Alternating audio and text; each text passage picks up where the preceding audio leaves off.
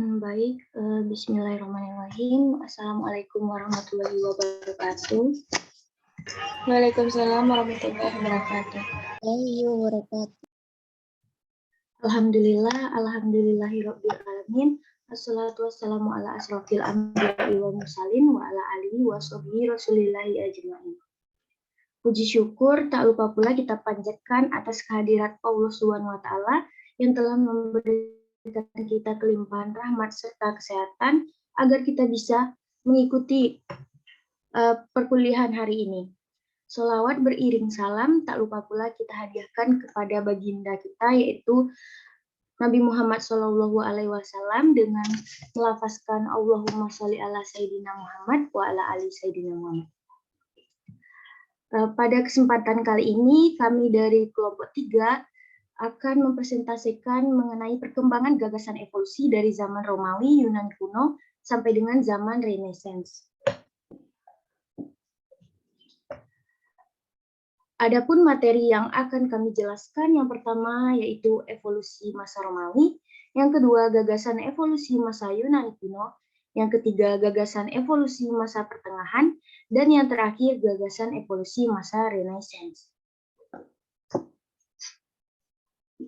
Sebaiknya kami memperkenalkan diri terlebih dahulu. Kami dari kelompok 3 yang beranggotakan saya sendiri sebagai moderator sekaligus pemateri dengan nama Angeli dengan NIM 200310006, rekan saya Putri Nilamsari dengan NIM 200310093, dan Velia Karisma dengan NIM 200031035 sebagai pemateri. Sebelum memasuki diskusi, alangkah baiknya saya akan menyampaikan beberapa peraturan untuk melaksanakan diskusi kali ini. Nah, untuk sesi sesudah penyampaian materi, kita akan membuka sesi kritik dan saran. Kritik dan saran bagi teman-teman yang ingin menyampaikan kritik dan saran, alangkah baiknya dicantumkan terlebih dahulu di kolom chat. Dan yang kedua, itu kami akan membuka penambahan materi. Penambahan materi seperti yang tadi, itu sebaiknya dicantumkan juga di kolom chat. Dan yang ketiga, itu untuk sesi tanya-jawab. Nah, tanya-jawab ini juga kami buka untuk yang mencantumkannya di kolom chat. Jadi tujuannya agar diskusi kali ini kondusif.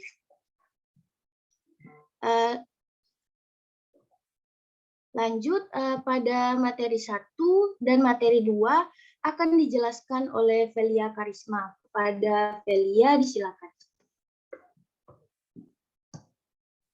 Baiklah, terima kasih atas kesempatan yang diberikan oleh moderator. Saya akan mempresentasikan untuk poin 1, yaitu evolusi masa Romawi.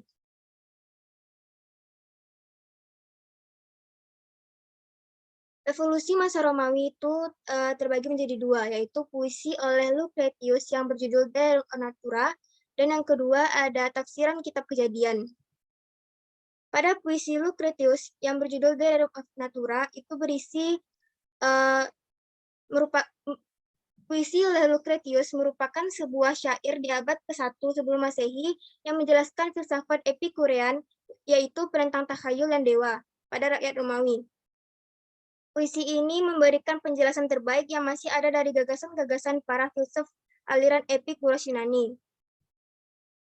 Puisi ini mendeskripsikan perkembangan kosmos, bumi, makhluk hidup, dan masyarakat melalui mekanisme naturalistik murni tanpa rujukan apapun kepada keterlibatan supranatural.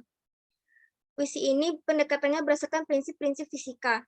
Puisi ini mempengaruhi penganut kosmologi pada masa Renaissance.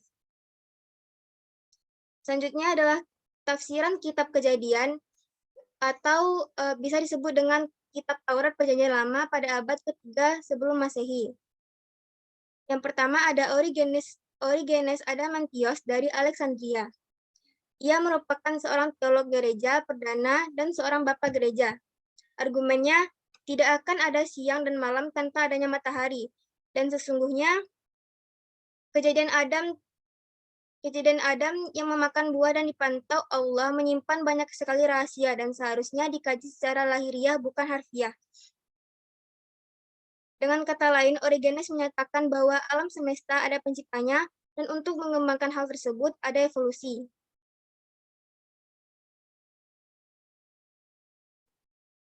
Selanjutnya, pendapat dari Agustinus dari Hippo.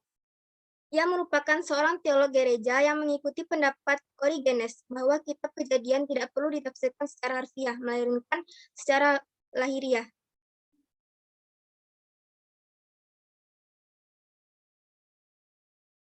Dalam bukunya Degenerasi et Litteram tentang pengertian harfiah kitab Kejadian, ia menyatakan bahwa dalam beberapa kasus, makhluk-makhluk baru dapat muncul melalui penguraian dari bentuk kehidupan sebelumnya. Dengan kata lain, Agustinus percaya bahwa makhluk hidup itu berasal dari dekomposisi makhluk sebelumnya.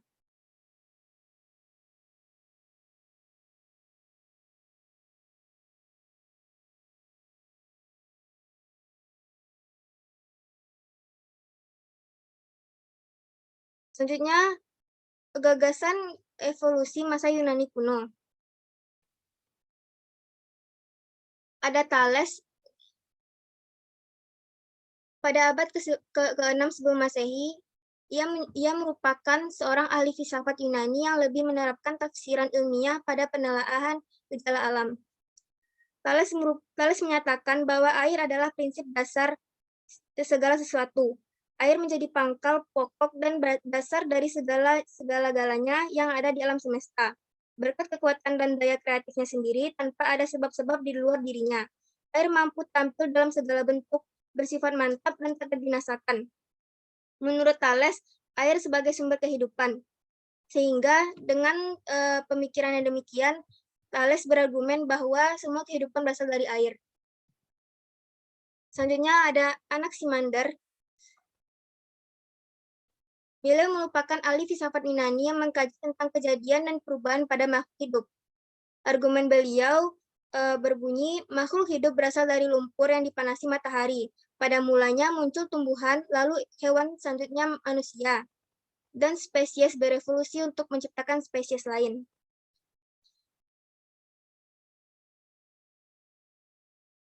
Anaximander mengajukan teorinya tentang evolusi setelah mengamati janin beberapa hewan. Dia menyadari anak yang belum lahir dari hampir setiap hewan menyerupai ikan. Jadi dia menyarankan janin ikan bisa bermutasi menjadi beberapa hewan lain, jika tetap ada di dalam kandungan cukup lama. Anaximander kemudian mengemukakan teori bahwa manusia pertama berasal dari ikan. Selanjutnya ada Empedocles. Ia merupakan seorang ahli filsafat Yunani yang mengkaji tentang kejadian dan perubahan pada makhluk hidup. Beliau berargumen bahwa organisme berkembang secara perlahan. Empedocles percaya bahwa kehidupan awal ialah berupa slime, kemudian berubah menjadi berbagai macam tanaman, lalu tanaman-tanaman yang kompleks akan berubah menjadi binatang. Namun Empedocles berpendapat bahwa tidak seluruh tanaman dengan bentuk paling baiklah yang kemudian mampu berevolusi dan mampu menjawab seleksi alam. Teori Empedocles ini dikenal juga sebagai teori evolusi bentuk karena memperhatikan bentuk makhluk hidup sebagai salah satu alasan terjadinya evolusi. Selanjutnya ada Aristoteles, yang merupakan seorang ahli filsafat Yunani dan ahli alam. Beliau berargumen bahwa makhluk hidup berkembang dari bentuk yang sederhana ke bentuk yang kompleks. Kemudian beliau mengemukakan bahwa tumbuhan dan hewan akan selalu mempertahankan fiturnya. Semua skala kehidupan disusun berdasarkan tingkat kerumitan atau skala naturae. Aristoteles yakin bahwa semua bentuk kehidupan dapat disusun dalam satu skala dengan tingkat kerumitan yang semakin tinggi yang kemudian dikenal sebagai skala alam atau skala naturae. Menurutnya, tiap-tiap bentuk kehidupan memiliki anak tangga yang telah ditentukan untuknya. Pada tangga tersebut, setiap anak tangga ini akan terisi. Dalam pandangan ini, spesies bersifat permanen, sempurna, dan tidak akan berkembang. Mungkin sekian penjelasan dari saya kembalikan kepada moderator. Baiklah, terima kasih kepada Velia. Selanjutnya materi ketiga, yaitu gagasan evolusi masa pertengahan, akan disampaikan oleh Putri Nilamsari. Kepada Putri, disilakan. Baiklah, materi selanjutnya yaitu gagasan evolusi masa pertengahan.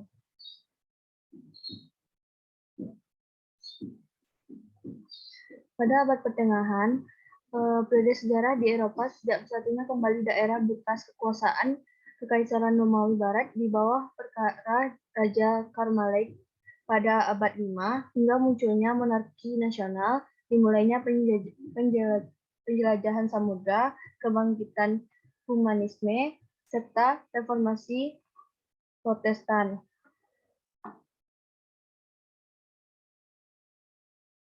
Abad pertengahan awal. Abad pertengahan awal adalah periode dalam sejarah Eropa yang berlangsung dari abad ke-5 hingga abad ke-10. Periode ini dimulai setelah kemunduran Kekaisaran Romawi dan digantikan oleh abad pertengahan tinggi 1001 sampai 1300 Masehi. Abad pertengahan akhir. Abad pertengahan akhir ini atau zaman pertengahan akhir adalah sebuah zaman dari sejarah yang utamanya meliputi abad ke-14 sampai ke-15 sekitar 1500. Abad pertengahan akhir menggantikan pertengahan tinggi dan digantikan oleh zaman modern dan kebanyakan di wilayah Eropa dan Renaissance. Abad pertengahan tinggi. Abad pertengahan tinggi adalah periode dalam sejarah Eropa untuk masa sekarang abad ke-11, 12, dan 13, sekitar tahun 1000 sampai 1300. Abad pertengahan tinggi didahului oleh abad pertengahan awal dan dilanjutkan oleh abad pertengahan akhir, yang berakhir sekitar tahun 1500-an. Pengaruh agama. Abad kebangkitan agama di Eropa. Pada masa ini pula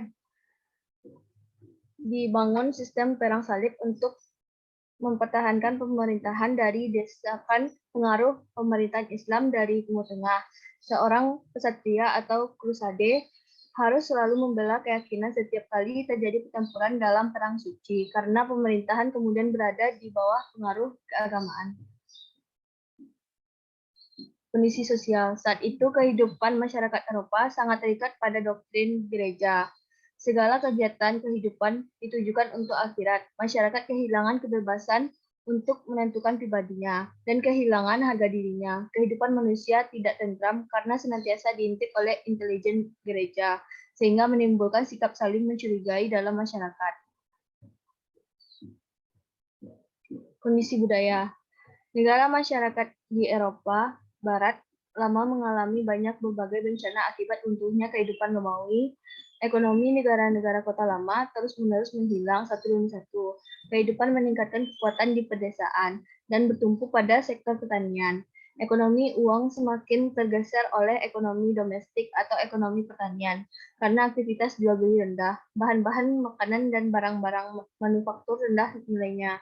Masing-masing wilayah mengembangkan semua atau hampir semua yang dibutuhkan penduduknya. Inilah gambaran selintas masyarakat di Spanyol, Gaul, Italia, dan kawasan Rhine. Kondisi politik. Raja yang secara teoritis merupakan pusat kekuasaan politik dalam negara, kenyataannya hanya menjadi juru damai. Kekuasaan politik ada pada kelompok bangsawan dan kelompok gereja. Keduanya memiliki pasukan militer yang sewaktu-waktu dapat digunakan untuk melancarkan ambisinya. Adanya kekuatan militer, kaum bangsawan dan kaum gereja lebih kuat dari kekuatan militer milik raja. Kondisi ekonomi. Pada abad pertengahan berlaku sistem ekonomi tertutup, yang menguasai perekonomian hanya golongan penguasa. Kondisi di atas menyebabkan masyarakat Eropa terkungkung dan tidak memiliki harga diri yang layak sebagai manusia. Oleh karena itu, timbullah upaya-upaya untuk keluar dari keadaan tersebut.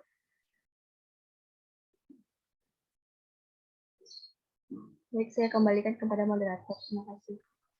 Baiklah, terima kasih kepada Putri. Selanjutnya, materi keempat, gagasan evolusi masa Renaissance, akan saya sampaikan sendiri.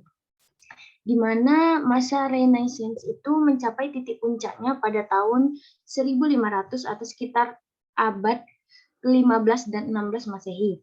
Renaissance berasal dari bahasa Prancis yang artinya lahir kembali. Zaman ini merupakan puncak kebangkitan berbagai aspek. Yang pertama, gagasan evolusi pada masa Renaissance itu oleh ahli yang bernama Leibniz pada abad ke-17. Ia menjelaskan bahwa evolusi dengan spesies peralihan. Ia membangkitkan kembali skala natur yang dikemukakan oleh Aristoteles, yang artinya semua bentuk kehidupan disusun dalam suatu skala dengan tingkatan kerumitan yang semakin tinggi. Tetapi ia melengkapinya dengan adanya spesies peralihan. Selanjutnya, yang kedua ada George Leclerc de Buffon atau biasa disapa dengan Buffon. Ia menulis pendapat dalam seri buku Natural History didasarkan eksperimennya menggunakan hewan piaraan. Dan ia menyatakan bahwa hewan memiliki kecenderungan untuk melepaskan diri dari tipe-tipe aslinya sesuai dengan perjalanan waktu. Maksudnya, karena hewan ini memiliki kebebasan dalam bergerak dibandingkan seperti tanaman, ia bebas untuk seperti kawin silang dengan spesies-spesies lainnya. Selanjutnya ada Erasmus Darwin pada tahun 1731 sampai 1802. Ia menulis buku pada tahun 1794 yang berjudul Zoomonia. Ia berpendapat bahwa semua binatang berdarah panas berasal dari satu jaringan hidup, bahkan sebelum adanya sejarah manusia di muka bumi. Maksud binatang berdarah panas ini oleh Erasmus adalah multiseluler. Selanjutnya ada Lamarck. Lamarck ini menyatakan bahwa perubahan yang terjadi pada makhluk hidup disebabkan oleh pengaruh lingkungan. Ia menyatakan bahwa ukuran organ sebanding dengan penggunaan organ tersebut, dan ia juga menyatakan bahwa ciri-ciri yang terbentuk akan diwariskan kepada keturunannya. Sesuai dengan gagasan yang dipaparkan oleh Lamarck, ia menyampaikannya sesuai dengan pengamatannya. Ia menyatakan bahwa jerapah itu dahulunya berleher pendek, tetapi untuk memenuhi kebutuhannya untuk memakan daun-daun di pepohonan yang tinggi, jadi jerapah-jerapah tersebut menjulurkan lehernya hingga mencapai puncak ketinggian dari tempat makanannya tersebut. Maka yang ditemukan sampai sekarang jerapah itu berleher panjang, dan itu dianggap Lamarck diturunkan atau diwariskan. Selanjutnya ada George Cuvier pada tahun 1769 sampai 1832. Ia menolak teori bahwa keberadaan hewan purba menandakan terjadinya evolusi. Ia menunjukkan hubungan organisme hidup dan fosil suatu bentuk kehidupan yang telah punah. Ia menyatakan spesies memiliki bentuk yang tidak berubah, Tuhan sebagai penyebab dari perubahan dan kepunahan. Pada saat itu, George itu mengeluarkan teori katatropisme atau teori kekacauan. Selanjutnya untuk studi kasus akan saya bacakan dari hasil diskusi kelompok. Langsung saja ke jawabannya. Sesuai dengan bacaan artikel pada studi kasus 3, teori evolusi Darwin mengalami eksistensi yang tinggi. Buktinya dikenal hingga saat ini dibandingkan dengan teori lainnya. Dari berbagai pandangan para ahli memberikan kontradiksi tentang asal-usul makhluk hidup, tak sedikit dari mereka meminta bukti fisik yang nyata dari teori Darwin yang sudah dicetuskan. Charles Darwin adalah ahli biologi yang terkenal karena teori evolusi yang ia paparkan dalam bukunya yang berjudul Origin of Species pada tahun 1859 yang menyatakan bahwa segala makhluk hidup termasuk manusia adalah anak cucu leluhur bersama dengan kera yang lolos seleksi alam. Manusia modern saat ini berevolusi dari makhluk serupa kera. Pada zaman dahulu, para ilmuwan mencari asal mula pertama di bumi sehingga ilmuwan lain mengemukakan pendapat yang berbeda baik dari segi Al-Quran maupun dari segi Barat seperti Darwin yang mengemukakan bahwa mekanisme satu spesies berubah menjadi spesies lainnya. Teori evolusi Darwin memiliki kelemahan pada asal-usul kehidupan makhluk hidup karena adanya konsep missing link menjadi salah satu bukti bahwa manusia tidak berasal dari kera. Hal ini dikarenakan bahwa belum ditemukannya makhluk transisi daripada setiap perubahan yang terjadi antar spesies. Teori ini tidak sepenuhnya salah. Yang menjadi permasalahan adalah teori tersebut hanyalah teori yang tidak diperkuat dengan bukti fisik, sehingga teori ini banyak diragukan dari berbagai kalangan. Bahwa terdapat temuan dari hasil riset tahun 1994 tentang saluran keseimbangan pada telinga bagian tengah, Australopithecus, Pithecus, dan Homo habilis dikelompokkan sebagai kera, sedangkan Homo erectus dikelompokkan sebagai manusia. Spesies yang ditampilkan sebagai nenek moyang dan penerusnya hidup bersamaan. Jika anggapan evolusius benar bahwa kera berubah menjadi manusia, maka mereka seharusnya hidup pada era yang berurutan. Akan tetapi tidak ada urutan kronologis seperti itu. Skandal manusia Piltdown membuktikan bahwa terdapat manipulatif gigi dan tulang rahang orang hutan serta alat primitif yang ditemukan hanya imitasi sederhana yang telah diasah dengan peralatan baja. Dalam analisis terperinci oleh Wiener, pemalsuan tersebut diumumkan pada tahun 1953 bahwa terdapat bukti abrasi tiruan. Walaupun judul buku dari Darwin itu mengandung kata asal mula spesies, ia tidak menyembunyikan pandangannya dan diungkapkannya dengan kalimat tunggal pada kalimat penutup. Darwin hanya sedikit membahas topik itu, tetapi banyak cahaya yang memerangi asal-usul dan sejarahnya. Seperti contohnya, pada majalah Quarterly Review menilai bahwa buku Darwin menjangkau hubungan yang diwahyukan antara penciptaan dan pencipta. Terbitan lain menuduh Darwin memanfaatkan fakta yang tidak masuk akal. Charles Lyell ragu dengan masuknya manusia dalam evolusi, serta dalam perkumpulan di Inggris, Oxford, untuk pengembangan ilmu pada bulan Juni 1860, di mana kemarahan berkobar karena cetusan Darwin tersebut dianggap sebagai ilmu melawan agama. Tetapi Darwin lebih memusatkan pembahasannya pada bagaimana tiap-tiap individu menjadi mampu beradaptasi lebih baik dengan lingkungan hidup lokalnya melalui seleksi alam.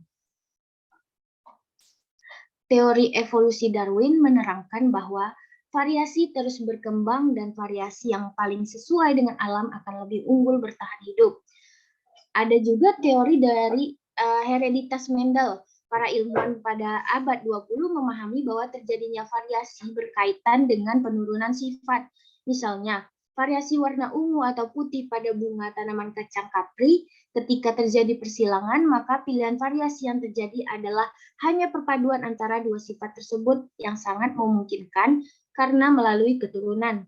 Namun pada akhirnya kedua teori ini ternyata saling mendukung melalui genetika populasi, yang menjelaskan bahwa sebenarnya variasi genetik terjadi sangat luas. Dengan demikian, maka variasi genetik adalah bahan dasar agar terjadi seleksi alam. Teori evolusi yang dimunculkan oleh Charles Darwin kemudian disatukan dengan apa yang pernah disampaikan oleh Gregor Mendel, yaitu hereditas Mendel, bahwa sebenarnya apa yang disebut sebagai seleksi alam oleh Darwin berawal dari variasi genetik. Dari variasi genetik inilah kemudian akan diolah menjadi seleksi alam. Variasi genetik ini berlaku baik antar populasi maupun di dalam populasi. Variasi genetik yang terjadi di dalam satu populasi disebut polimorfik, yaitu ketika perbedaan tersebut terlihat jelas hanya dalam satu populasi, misalnya dalam sebuah keluarga, terdapat golongan darah tipe A, B, O, atau AB. Adapun variasi genetik antar populasi dapat terjadi sebagian besar karena perbedaan letak geografis, yaitu perbedaan yang terjadi karena faktor lingkungan yang berbeda antar populasi. Misal perbedaan tinggi pohon di daerah pegunungan dengan tinggi pohon pada daerah dataran rendah. Untuk itu, hasil analisis artikel yang telah dipaparkan bahwa teori evolusi Darwin maupun teori para ahli lainnya akan lebih dibuktikan dan dikembangkan seiring berjalannya waktu. Terlebih, pembuktian evolusi zaman dahulu, kini, dan nanti akan memiliki dukungan berupa teknologi yang makin canggih. Bisa saja evolusi masa depan bisa membuktikan teori-teori lainnya dalam penelitian yang lebih mendalam. Akan banyak cahaya yang memerangi asal-usul dan sejarahnya ataupun membuktikan teori-teori yang sebelumnya pernah ada. Banyak pandangan yang bergejolak sejak mulai dari pencetusan istilah evolusi hingga masa sekarang. Akan tetapi, setiap argumen memiliki bukti-buktinya sendiri. Ilmu evolusi akan terus-menerus berkembang dan mengalami banyak fase. Bisa jadi akan mendapatkan titik temu atau tetap dalam kontroversi. Banyak orang yang tidak ingin memandang segala sesuatu dari berbagai sudut. Tidak banyak orang yang terbuka akan ilmu pengetahuan, menjadi individualis sehingga apa yang dipandangnya dan diyakininya adalah kebenaran. Apa yang tanpa cacat dan memandang dari sisi yang lain. Bidang evolusi perlu dipandang dari berbagai sisi di mana para ilmuwan dan ahli menentang pemikiran Charles Darwin. Memandang dari sisi lain yang boleh jadi tidak sepemikiran akan menjadikan kita bijak dan adil terhadap situasi apapun termasuk ilmu pengetahuan. Sekian dari presentasi kelompok kami. Untuk sesi selanjutnya, kami akan membuka sesi saran dan kritik kepada teman-teman yang ingin memberikan saran atau kritik. Harap mencantumkannya di kolom komentar.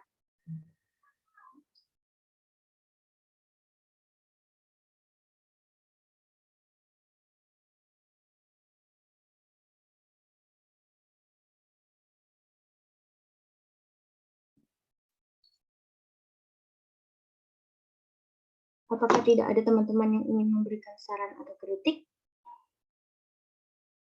Kita lanjut saja ke penambahan materi. Kalau jika begitu,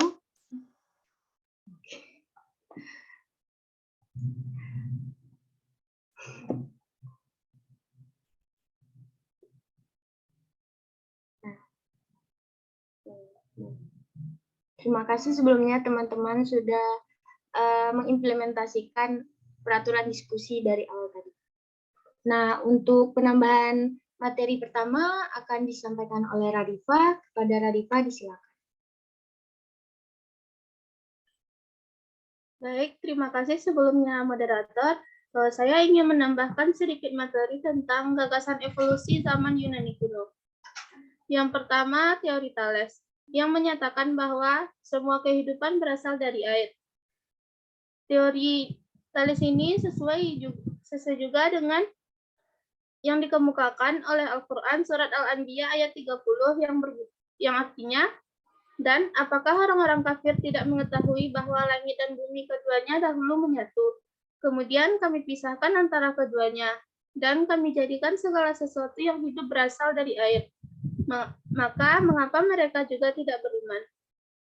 Tafsir Quraisy Shihab menyatakan bahwa air adalah komponen terpenting dalam pembentukan sel yang merupakan satuan bangunan pada setiap makhluk hidup, baik hewan maupun tumbuhan. Selanjutnya yang kedua, teori Anaximander, yang menyatakan bahwa makhluk hidup berasal dari lumpur yang dipanasi oleh matahari. Pada mulanya muncul tanaman, seterusnya hewan, dan akhirnya muncul manusia. Gagasan yang disampaikan oleh Anaximander ini mengenai penciptaan makhluk hidup dari lumpur seirama dengan Al-Quran surah Al-Hijr ayat 28-29 bahwa yang diciptakan dari tanah liat kering yang berasal dari lumpur hitam adalah manusia, yaitu Nabi Adam alaihissalam.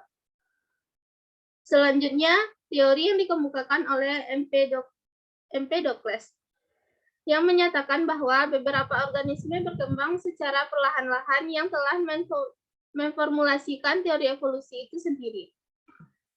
Gagasan yang dikemukakannya ini sesuai dengan Al-Quran surah Nuh ayat 14 yang menjelaskan bahwa Allah telah menciptakan makhluknya dalam tahap-tahapan dengan beberapa tingkatan kejadian. Lebih lanjut, Al-Quran surah Al-A'la ayat 2-3 menjelaskan tentang penciptaan makhluk hidup yang disempurnakan dan sudah ditentukan kadarnya.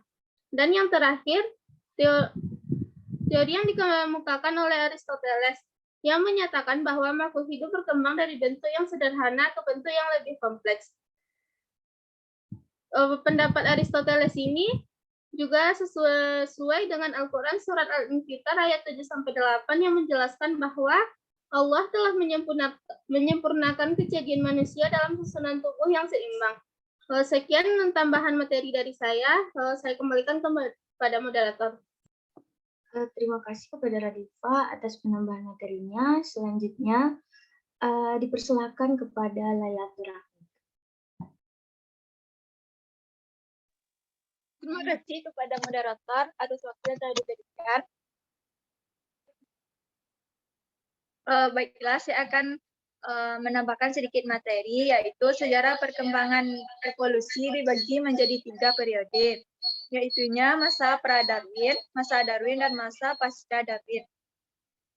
Pada masa pra-Darwin, pemikiran evolusi tentang nenek moyang bersama dan transmutasi spesies telah ada paling tidak sejak abad ke-6 sebelum Masehi, yang ketika itu dijelaskan secara rinci oleh seorang filsuf Yunani yang bernama Anaximander.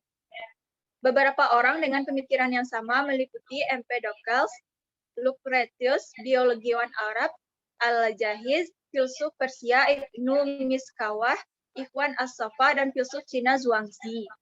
Pada masa pra-Darwin, seorang teori evolusi organik memperkirakan bahwa sejak kehidupan muncul di bumi telah terjadi suatu proses berkesinambungan.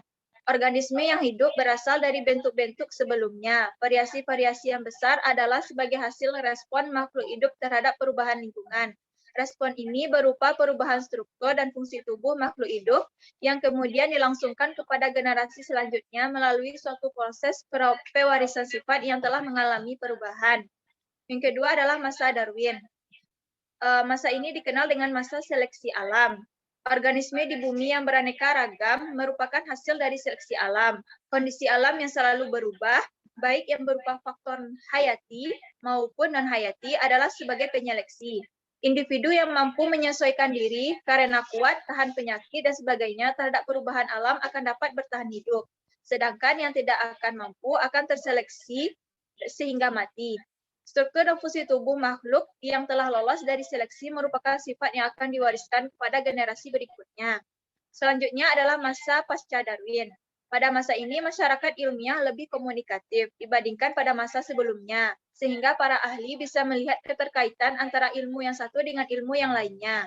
Penemuan oleh Hugo de Vries dan lainnya pada awal abad ke-1900 memberikan dorongan terhadap pemahaman bagaimana variasi terjadi pada sifat tumbuhan dan hewan. Seleksi alam menggunakan variasi tersebut untuk membentuk keanekaragaman sifat adaptasi yang terpantau pada organisme hidup. Sekian tambahan materi dari saya. Kembali kepada moderator. Terima kasih. Sama-sama. Terima kasih kembali kepada Lailatul Rahmi. Selanjutnya, penambahan materi oleh Yusraini Restia mungkin bisa langsung disampaikan kepada Yusraini, silakan. Baik, sebelumnya terima kasih saya ucapkan kepada moderator atas kesempatannya. Assalamualaikum warahmatullahi wabarakatuh. Perkenalkan, nama saya Yusraini Restia dengan NIM 20031-039.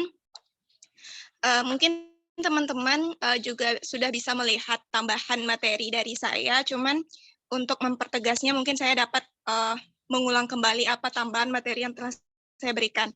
Nah, pada artikel studi kasus kita itu terdapat kalimat yang mengatakan bahwa salah satu jenis mikroba yang diketahui mengalami evolusi dalam kisaran tahun adalah strain virus H5N1, yaitu virus penyebab penyakit flu burung.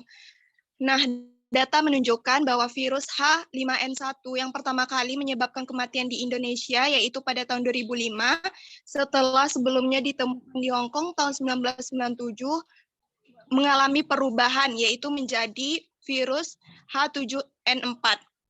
Nah, di sini saya ingin memberikan klasifikasi ataupun hasil analisis saya terkait hal ini, yang mana saya berpendapat sebagaimana yang telah kita pelajari pada pertemuan sebelumnya bahwa ada beberapa syarat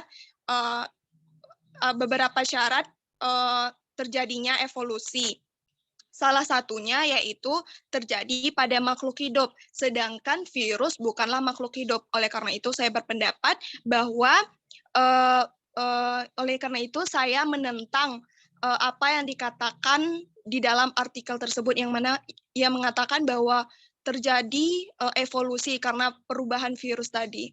Mungkin itu saja tambahan dari saya. Terima kasih. Wassalamualaikum warahmatullahi wabarakatuh.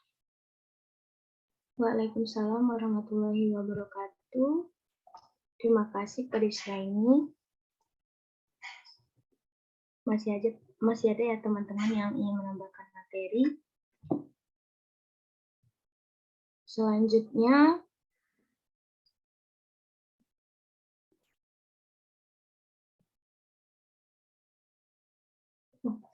kepada Safira Hayu, disilakan. Baik, terima kasih kepada moderator. Perkenalkan, nama saya Safira Hayu Fauzia dengan NIM 2003131, izin menambahkan materi tentang gagasan evolusi zaman Renaissance.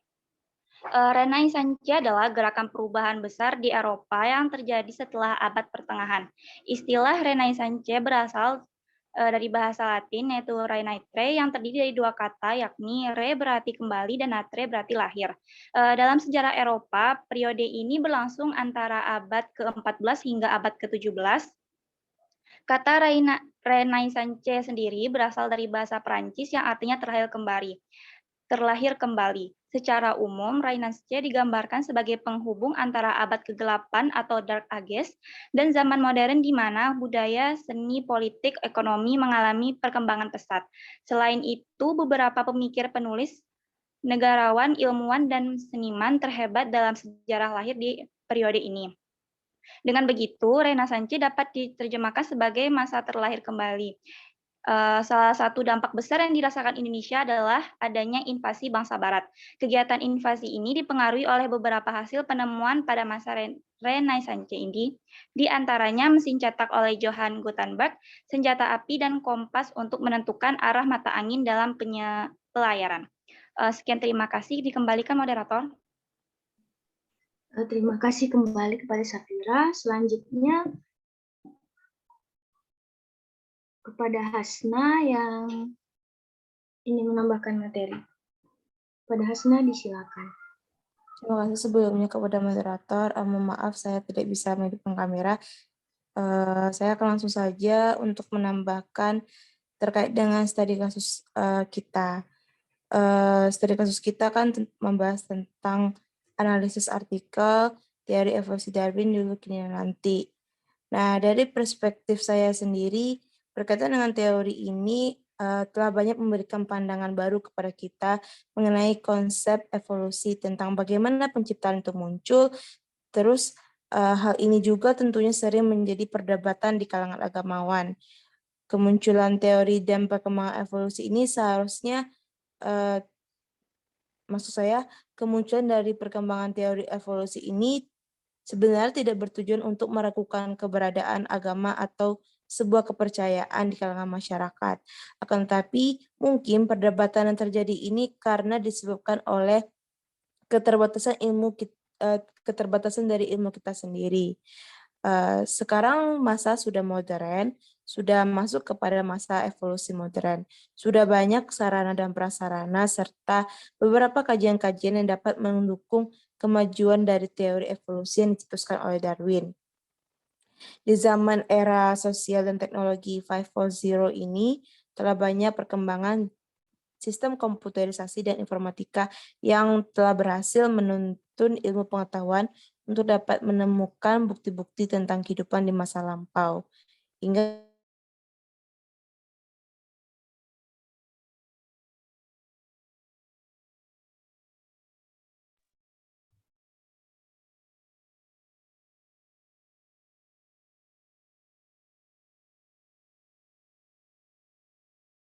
Darwin ini sudah dikaji sangat lama. Darwin ini pada dasarnya pada saat mencetuskan sebuah teori, tentu ia melakukan yang namanya observasi dan pengamatan. Dari situlah ia dapat mengkonsepsikan suatu gagasan. Terkait dengan teori evolusi Darwin ini juga sejalan dengan teori-teori dan gagasan dari ilmuwan lainnya, seperti tentang teori pergerakan keturunan atau teori Mendel. Nah, dari perkembangan teori Darwin inilah telah banyak dikemukakan landasan-landasan teori baru untuk kita pedomani seperti landasan teori evolusi modern dan rekayasa genetika. Teori evolusi Darwin ini sangat menerangkan pemikiran baru mengenai evolusi yang terjadi pada masa dimulai dari hal yang sangat kecil yang dapat dibuktikan dengan bukti-bukti yang empiris. Jadi pada dasarnya tidak berpihak sih apakah teori evolusi Darwin ini benar atau tidak, karena yang kita sama ketahui bahwa telah banyak sumbangsi ilmu pengetahuan yang diberikan oleh Darwin, salah satunya melalui teori evolusi ini. Mungkin itu saja sih tambahan dari saya mengenai studi kasus kita pertemuan hari ini. Dikembalikan kepada moderator. Baik, terima kasih banyak kepada Hasna. Apakah ada teman-teman lain yang ingin menambahkan materi lagi?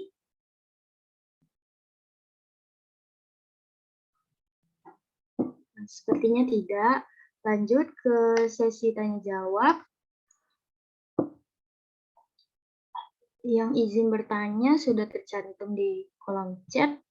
Jadi saya akan meminta teman 5 orang pertama terlebih dahulu untuk mengetikkan pertanyaannya langsung saja ke kolom chat. Yang pertama Arminianti Wau, ada Arminianti Wau, Azari Kolila, Sela Jamatul Kirana, Lailatul Rahmi, dan Yusraini Reskia. Kepada 5 orang pertama bisa langsung mengetikkan pertanyaannya ke kolom chat. Terima kasih.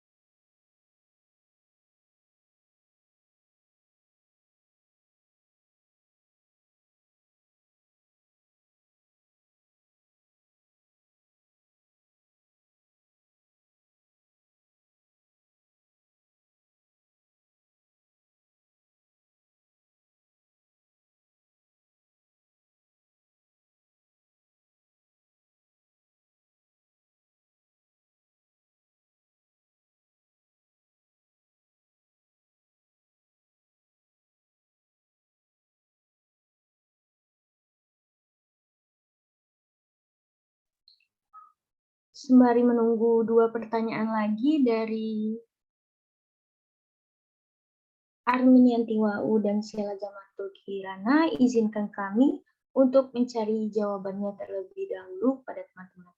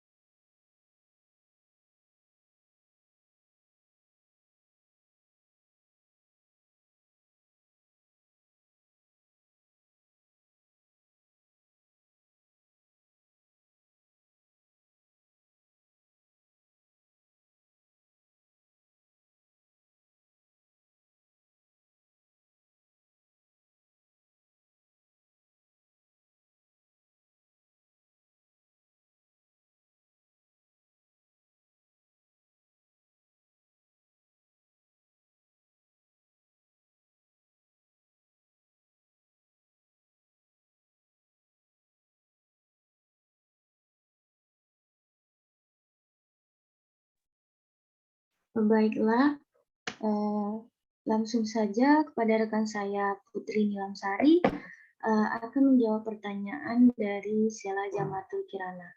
Kepada Putri disilakan. Baiklah, saya akan mencoba menjawab pertanyaan dari Sela, yaitu pada gagasan evolusi Lamarck yang menyatakan mengapa Charles Darwin membantah teori Lamarck tentang perkembangan makhluk hidup menuju kesempurnaan. Jawabannya yaitu Charles Darwin membantah teori Lamarck karena Darwin percaya bahwa makhluk hidup berevolusi. Evolusi tersebut berjalan atas prinsip bertahan hidup, bukan menjadi sempurna. Ini disebut dengan proses seleksi alam. Teori seleksi alam adalah konsep penting dalam teori evolusi yang dicetuskan oleh Charles Darwin. Menurut teori ini, semua makhluk hidup atau spesies di muka bumi pada dasarnya berevolusi atau berkembang dari nenek moyang yang sama. Menurutnya, seleksi alam adalah proses yang menentukan perkembangan makhluk hidup atau spesies. Teori evolusi ini pada awalnya tidak diterima oleh semua pihak, termasuk gereja dan otoritas agama. Pasalnya, teori yang dikemukakan Darwin bertentangan dengan doktrin agama. Pihak gereja tidak menerima pernyataan bahwa manusia berevolusi dari kera. Namun setelah mendapat dukungan dari komunitas ilmiah, teori evolusi dianggap sahih. Darwin tidak sendiri dalam menyampaikan teorinya. Terima kasih.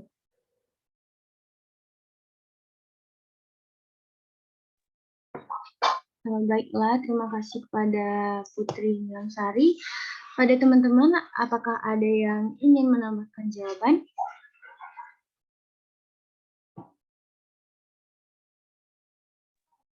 Jika ada, teman-teman bisa mengetikkannya ke room chat.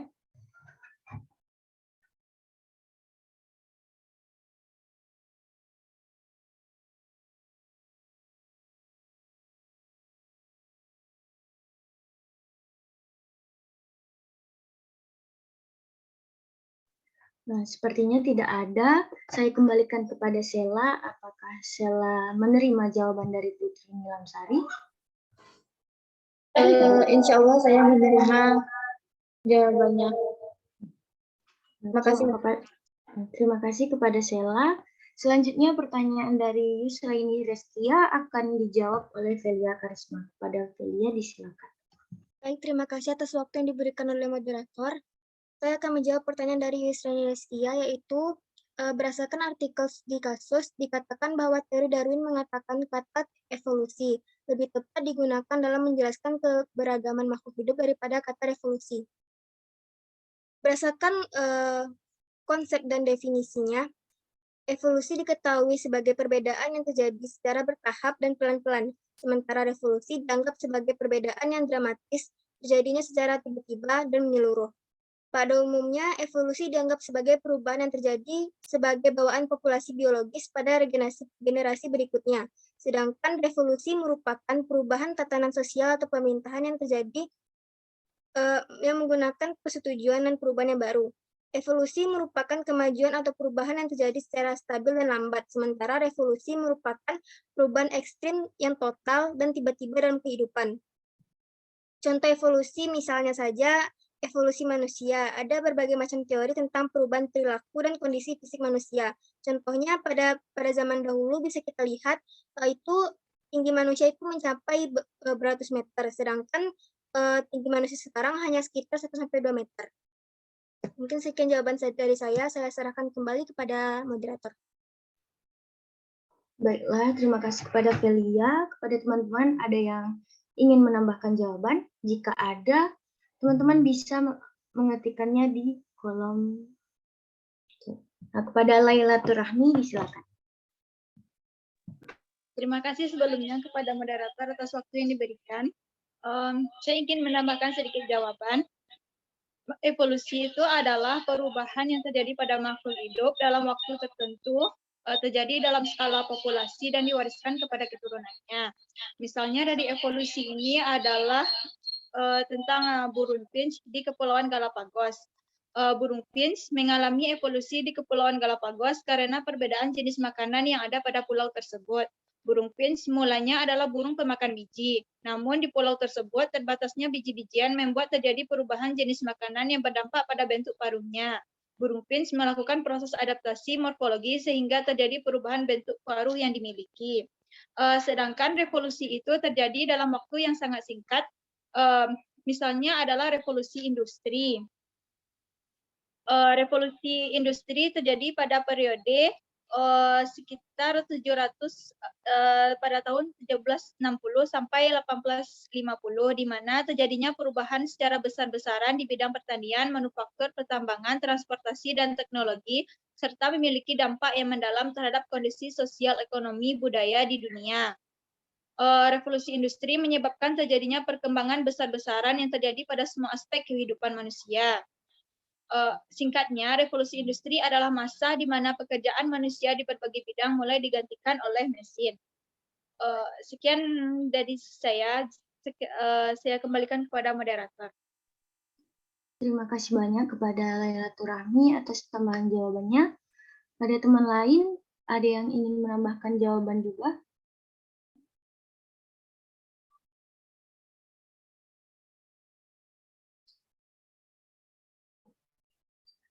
Jika tidak, kita langsung saja untuk ke pertanyaan lain. Untuk pertanyaan Armin Yantiwau, mungkin saya coba jawab terlebih dahulu.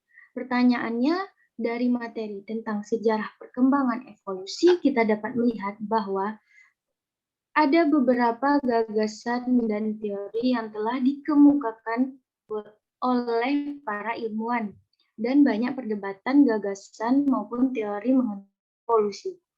Jadi, pertanyaannya mengapa evolusi masih sering diperdebatkan dan bagaimana seharusnya sikap kita sebagai mahasiswa, khususnya mahasiswa biologi, dalam menanggapi perdebatan mengenai evolusi tersebut, serta teori apakah yang menurut penyaji yang bisa diterima. Nah, untuk kontroversi yang terjadi pada pembahasan evolusi, kenapa sampai saat ini masih menjadi perdebatan, yang terutama itu pendapat yang berbeda. Nah, misalnya dari para ahli A, ia menyatakan bahwa evolusi itu seperti ini sesuai dengan penemuannya. Sedangkan para ahli yang B, ia menyatakan juga penemuan saya seperti ini, saya menolak pernyataan Anda seperti itu.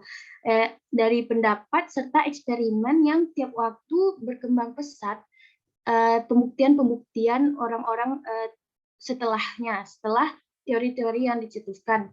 Juga terkadang juga dipermasalahkan seperti teori Darwin itu dipermasalahkan sebagai ilmu yang menentang agama.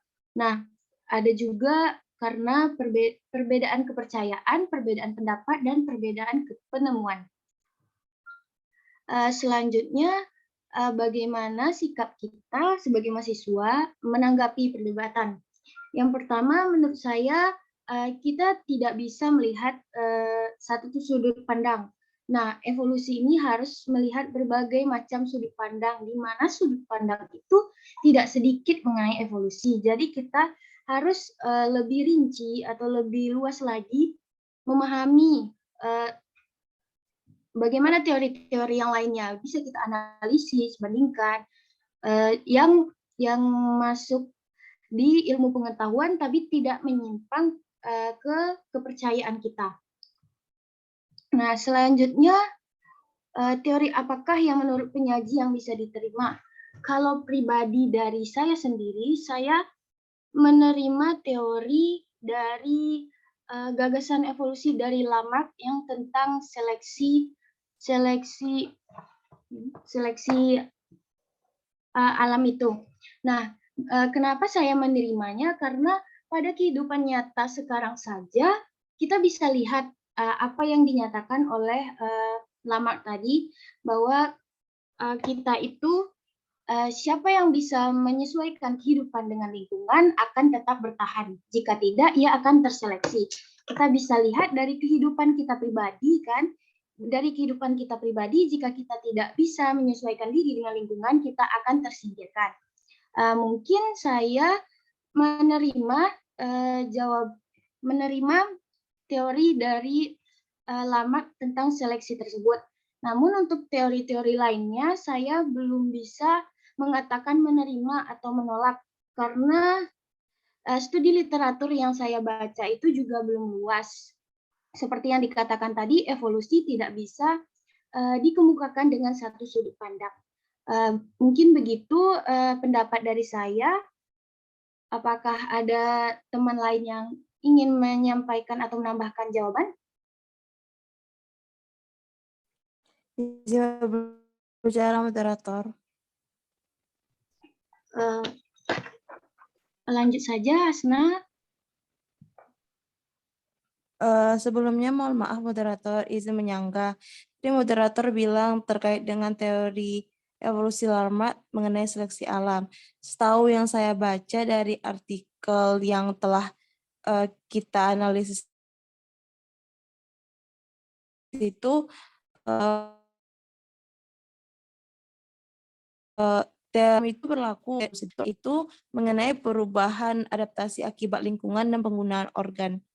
Organ di sini maksudnya organ tubuh dari makhluk hidup tersebut. Mungkin segitu aja moderator. Terima kasih kepada Hasna. Selanjutnya apakah ada teman lain yang ingin menambahkan jawaban? Izin menambahkan moderator. Silakan pada Yusraini. Baik, sebelumnya terima kasih atas kesempatan yang diberikan. Assalamualaikum warahmatullahi wabarakatuh. Perkenalkan, nama saya Yusraini Reskia dengan NIM 2031039. Di sini saya ingin menambahkan jawaban dari kelompok penyaji, yaitu dari segi bagaimana tanggapan kita sebagai mahasiswa terhadap perdebatan-perdebatan yang terjadi. Nah, saya sangat setuju sekali dengan jawaban yang telah diberikan oleh kelompok penyaji tadi. Nah, tambahan dari saya yaitu dari sekian banyak teori yang ada, mulai dari yang zaman Yunani kuno sampai zaman sekarang, menurut saya kita tidak bisa menyalahkan salah satu teori tersebut. Nah, kita tidak bisa menyalahkan teori tersebut, namun sebagai mahasiswa kita bisa mencari yang paling sesuai, yang mana yang menurut kita masuk akal dan yang mana yang menurut kita sesuai dengan apa yang kita pikirkan dan sesuai dengan agama kita, karena sejatinya agama tidak bisa dipisahkan dari ilmu. Kemudian sedikit, mungkin agak menyimpang sedikit, mengenai pertanyaan saya tadi yang telah dijawab oleh Velia dan juga ditambahkan oleh Lailatul Rahmi, saya masih belum menemukan titik temunya.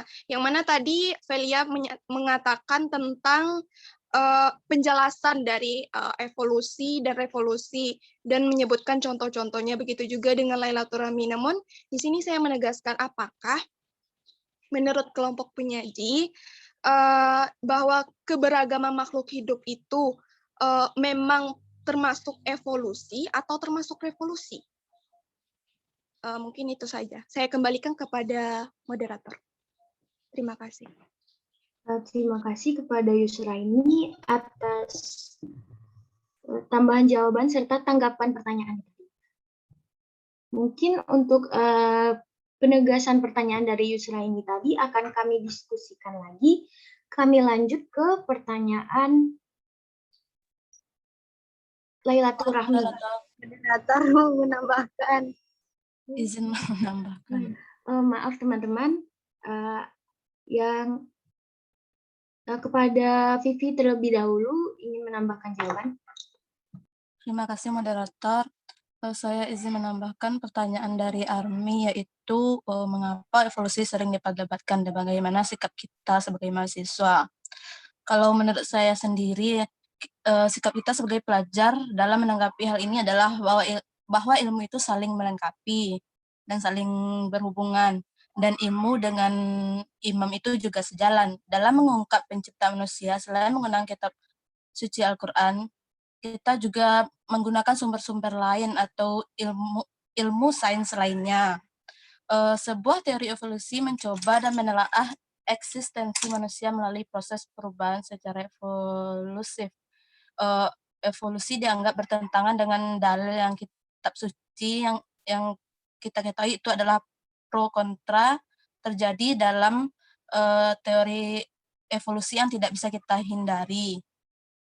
Ilmuwan mengajukan argumentasi mereka masing-masing dengan perlengkapan intelektual yang tentu saja kuat.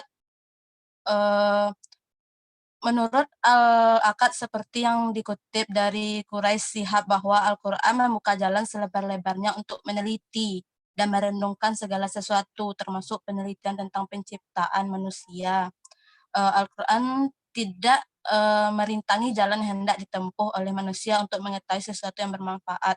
Apabila seorang berbuat keliru dalam menggunakan Al-Quran untuk mencari kebenaran, itu Al-Quran sudah memperkuat suatu teori ilmiah sebelum bukti kebenarannya. Sama halnya dengan menyalahkan suatu teori yang belum dapat dipastikan kesalahan dan kekeliruannya. Allah selalu menyerukan kepada kita, Iqra, bacalah. Dalam ayat pertama, kata Iqra yang artinya bacalah adalah kata pertama yang turun. Sebagai ulama menafsirkan bahwa perintah membaca ini tidak terbatas pada membaca tulisan saja, akan tetapi menggali ilmu lainnya dan membandingkannya dengan ilmu lain. Jadi kalau menurut saya, adapun yang kita hikmah dapat kita ambil itu adalah bahwa ilmu itu sejalan dan saling melengkapi. Jadi kita tidak bisa membenarkan atau menyalahkan ilmu yang lainnya. Sekianlah dari saya, moderator. Terima kasih kepada Vivi Octavia. Selanjutnya, apakah Alda Deria jadi untuk menambahkan jawaban? Ya, boleh, Angel. Ya, silakan Alda. Baik, sebelumnya saya ulang lagi ya pertanyaan dari Armi. Di sini Armi menanyakan, di materi tentang sejarah perkembangan evolusi kita dapat melihat bahwa ada beberapa gagasan dari teori yang telah dikemukakan oleh banyak ilmuwan dan banyak perdebatan gagasan maupun teori mengenai evolusi. Jadi pertanyaan saya, mengapa evolusi masih sering diperdebatkan dan bagaimana seharusnya sikap kita sebagai mahasiswa, khususnya mahasiswa biologi dalam menanggapi perdebatan mengenai evolusi tersebut? Serta teori apakah yang menurut penyaji yang bisa diterima? Nah, memang benar dalam sejarah teori evolusi banyak ahli yang mengemukakan berbagai pendapatnya dan mengemukakan berbagai pendapat, dan ada pendapat itu yang seiring bertambahnya waktu bisa dikatakan benar ataupun tidak. Bisa kita pikirkan bahwa ini teori ini benar, ini teori ini salah. Tapi menurut saya, pandangan saya, kita sebagai mahasiswa, terutama mahasiswa biologi yang nantinya akan mengajarkan teori-teori ini kepada peserta didik kita sebagai tenaga pendidik nantinya, menurut saya tidak sebaiknya kita itu berpatokan hanya kepada satu teori yang benar saja, karena semua teori itu bisa kita jadikan sebagai pembelajaran, sebagai ilmu, karena pada masanya mungkin pada waktu itu juga perkembangannya sampai di sana. Jadi tidak ada ibaratnya kita sebagai mahasiswa biologi ini tidak boleh ibaratnya tuh menganggap bahwa satu teori saja yang benar. Nah, setelah itu pertanyaan Armi juga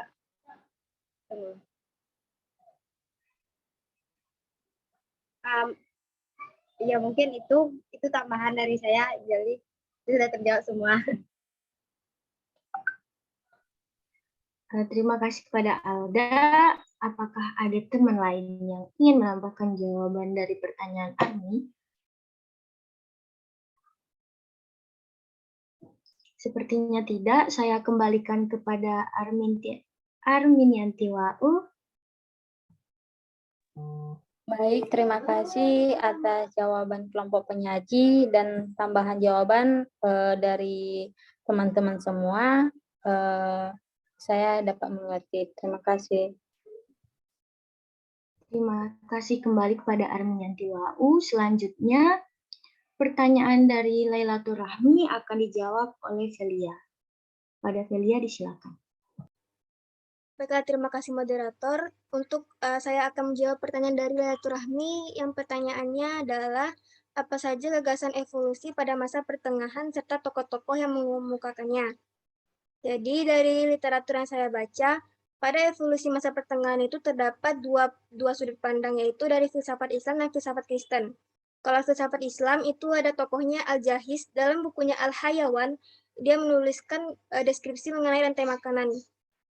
Dan ini cocok sekali dengan teori dari Lamarck yang mengatakan kalau evolusi itu berkaitan dengan seleksi alam. Selanjutnya ada Ibnu Khaldun yang dalam bukunya Muqaddimah yang mengatakan bahwa manusia berkembang dari kera yang mengakibatkan spesies bertambah banyak. Lalu ada dari filsafat Kristen, yaitu ada dari tokoh Peter Abelard yang memadukan prinsip Aristoteles dan Plato sehingga mendapatkan kesimpulan bahwa segala yang ada di dunia ini diciptakan oleh Tuhan dan kemudian menghasilkan skala nature. Selanjutnya juga ada dari filsafat Kristen, yaitu Thomas Aquinas yang mengatakan bahwa alam adalah seni dari ilahi.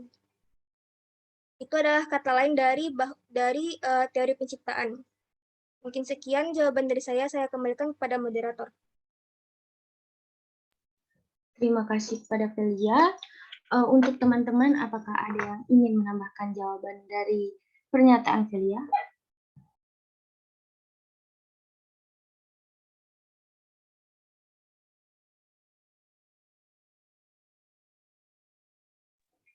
Sepertinya tidak ada. Saya kembalikan kepada Lailatul Rahmi. Apakah Lailatul Rahmi menerima jawaban dari kelompok penyaji? Terima kasih kelompok penyaji, saya sudah paham. Terima kasih kembali kepada Lailatul Rahmi. Selanjutnya, untuk pertanyaan dari Azhari Kolila akan saya coba jawab, di mana pertanyaannya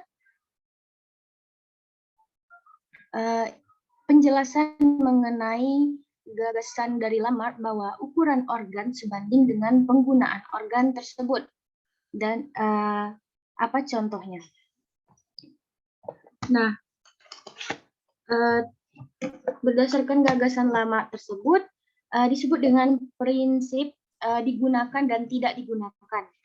Lamarck menyatakan bahwa organ atau bagian tubuh yang digunakan suatu organisme akan menyesuaikan diri dengan lingkungan dan berkembang dengan baik sehingga menjadi lebih kuat. Sedangkan organ atau bagian tubuh yang tidak digunakan oleh suatu organisme akan menyusut dan menjadi lebih kecil. Nah, untuk contoh yang kami temukan, yang diberikan Lamarck untuk mengilustrasikan doktrinnya itu pada hewan, sebagaimana dinyatakan lingkungan baru memunculkan kebutuhan baru. Dan hewan berusaha memuaskannya dengan melakukan beberapa upaya. Jadi kebutuhan baru melahirkan kebiasaan baru yang memodifikasi bagian-bagiannya. Efeknya misalnya jerapah yang berusaha mencari lebih tinggi dan lebih tinggi di atas pohon untuk makanannya, meregangkan lehernya. Akibat kebiasaan tersebut berlangsung lama pada semua individu spesies, depan tungkai dan leher jerapah bangkit angsur tumbuh lebih panjang. Burung-burung yang perlu beristirahat di atas air, yakni untuk mencari makan, menjulurkan kaki ketika ia berenang. Kulit menjadi terbiasa diregangkan dan membentuk jaring di antara jari-jari kaki. Tanduk ruminansia yang dihasilkan dari kepala ruminansia yang saling membenturkan selama pertempuran. Nah, mungkin itu saja jawaban dari saya. Apakah ada tambahan jawaban dari teman-teman? Izin menambahkan moderator. Pada Lailatul Rahmi, disilakan. Terima kasih sebelumnya moderator atas waktu yang diberikan. Benar, saya setuju dengan jawaban dari kelompok penyaji, yaitu Lamarck adanya teori use dan disuse, di mana digunakan dan tidak digunakan. Nah, saya ingin pertegas contohnya dalam kehidupan sehari-hari, misalnya dalam bidang pendidikan. Misalnya adalah kecerdasan, di mana kecerdasan ini dipengaruhi oleh otak. Seseorang yang rajin belajar dan selalu menggunakan otaknya untuk memikirkan hal-hal yang kreatif dan inovatif, maka otaknya tersebut akan berkembang. Sementara seorang yang tidak rajin belajar atau pemalas, maka otaknya tersebut kemungkinan juga tidak akan berkembang karena otak itu semakin diasah maka akan semakin tajam. Menurut saya itu sebanding dengan teori Lamarck. Sekian tambahan jawaban dari saya. Terima kasih. Kembalikan kepada moderator. Terima kasih kepada Lailatul Rahmi. Selanjutnya, apakah ada teman-teman yang ingin menambahkan jawaban?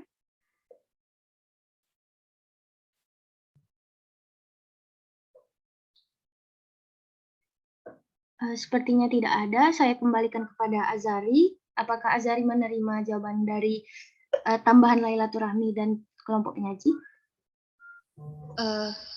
Baiklah, kepada kelompok penyaji, terima kasih atas jawabannya dan terima kasih juga atas tambahan jawabannya dari Lailatul Rahmi.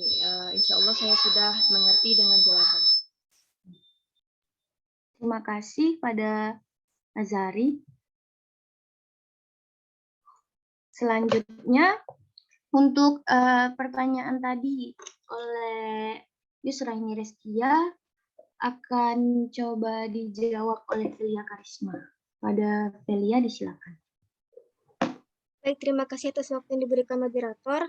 Saya akan mencoba menjawab pertanyaan lebih rinci dari Aini. Pertanyaannya yaitu apakah keberagaman makhluk hidup termasuk evolusi atau revolusi?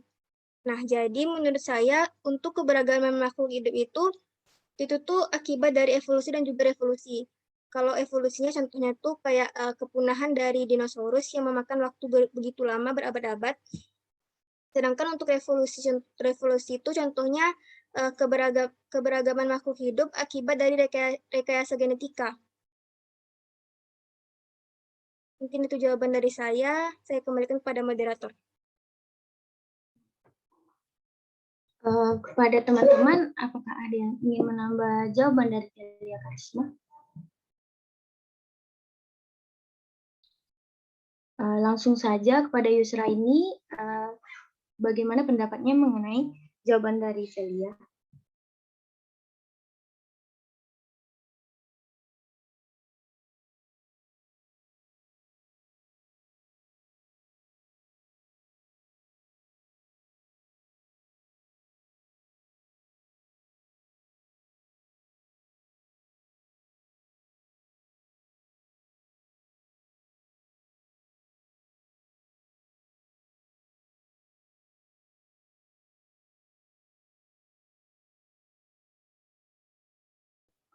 Maaf, saya ulang kembali.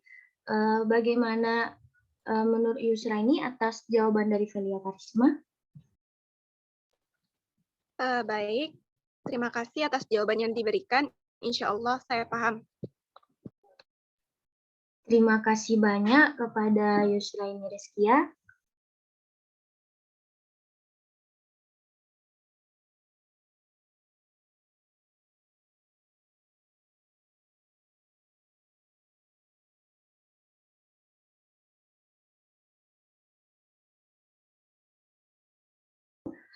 Mungkin dengan berakhirnya jawaban-jawaban dari pertanyaan yang diberikan serta tambahan materi dan saran serta kritikan dari teman-teman, berakhir pula diskusi kita pada perkuliahan kali ini. Saya selaku moderator dan rekan-rekan saya meminta maaf apabila ada kesalahan atau kekurangan pada penyampaian. Serta terima kasih banyak kepada teman-teman yang telah sangat bersemangat untuk berpartisipasi dalam diskusi kali ini.